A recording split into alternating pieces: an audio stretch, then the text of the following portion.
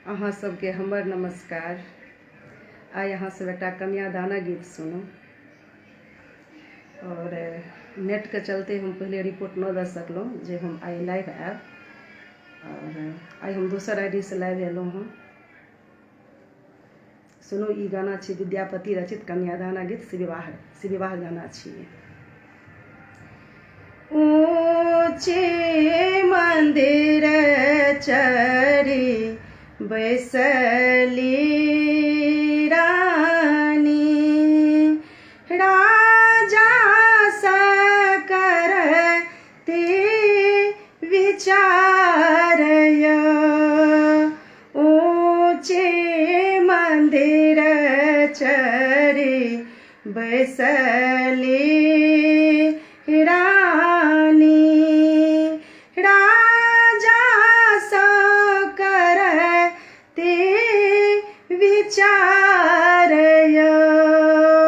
बर रे जतन सो गौरी पोसलो, आब गौरी रहली कुमारिया।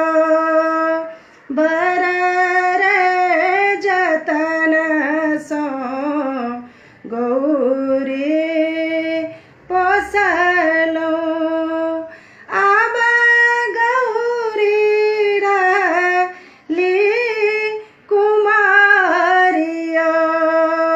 एतबा बचन जो सुनलन राजा, दादेला पंडित हकारय।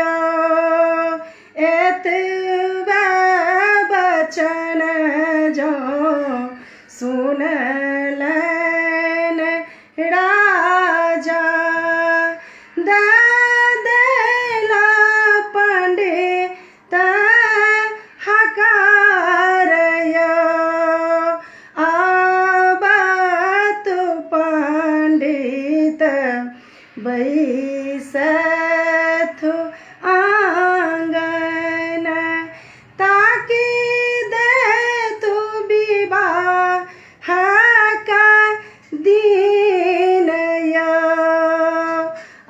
आवतु पंडित बैसथु आंगन, ताकि देतु विवाह का दीनय। एक पत्र उनटल, दुई पत्र उनटल, तेसर वेद पुराणय। एक पत्र उनटल, दुई पत्र उनटल, तेसर वेद पुराणय। गौरी के लिखल ओहे वर तपसी, हुनके सा होए त विवाहय। गौरी के लिखल ओहे वर तपसी, हुनके सा होए त विवाहय। अरसी वन सो खरही कटावोल, वृंदावन कर बीट बाँसय। अरही वन सो खरही पटावोल वृंदावन कर बीटा बासय ताही बास लाए मरबा